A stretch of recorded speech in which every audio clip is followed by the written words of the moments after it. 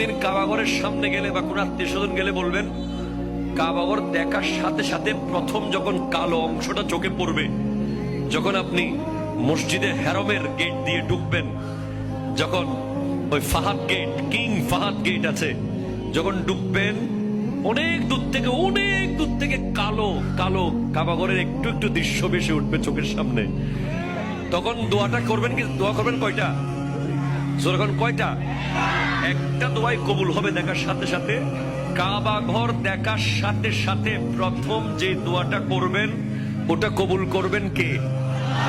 এখন শিখে নেন, অনেক মানুষ জানেন না হিকমত।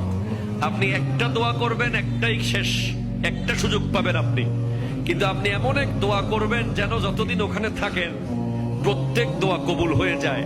এই হিকমতি দোয়াটা শিখে নেন। আপনি বলবেন, আল্লাহ আমি 10, 12, 15 যতদিন এখানে থাকবো, যতগুলো দোয়া করব সব কবুল করে নিয়েন। দোয়া করছেন কয়টা? পাবেন কয়টা?